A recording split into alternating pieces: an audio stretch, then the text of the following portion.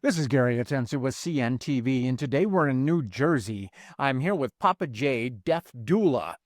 In 2023, has been providing an extra layer of support based on the needs of his clients with a goal to improve the quality of life at the end of life. A friend of mine asked me if I could help stream the funeral service from Denver, and I said sure. And I got myself a camera and I set it all up at the funeral home, and the funeral home fell in love with what I did. In the next 3 or 4 years, I did over 200 funerals. Sometimes they were connecting me with people that weren't doing funerals in the chapel, and I would do virtual funerals and life celebrations. I've done 2 life celebrations that are live people. It's like I grew into their families.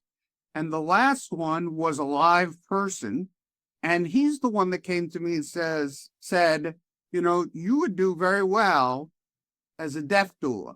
I'm enjoying it tremendously with my patients, my friends, my clients. I think Yeah, I mean, we as Americans, while we enjoy living our life, we do not enjoy talking about the end of our life. I mean, is the inevitable end of life topic almost taboo for many people? it is. And there's an organization out of London called deathcafe.com. And you sat around and talked about death, but not from a point of view of grief, but a point of view of opening up the communications so that you would talk to your friends, family, and loved ones. You know, writing it down in a will, they could just rip up the page. They don't have to go by it.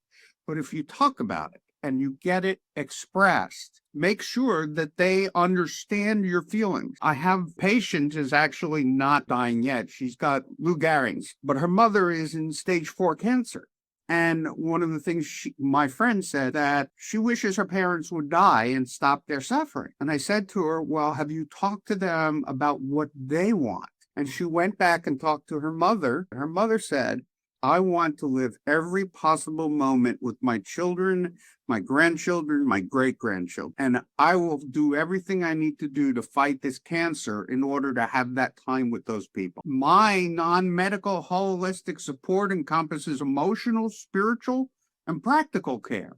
And then I can relay whatever I'm told to the loved ones, because sometimes when you're dying, the loved ones don't hear you, but don't listen. So sometimes you need a mediator. That's what I'm doing. I'm comforting somebody, families and friends and families, loved ones. I lump them all together as loved ones. It goes beyond the moment of death because people have to go through a grieving process. And again, they could need the comfort and support. It really does give me chills down my spine when I talk to people.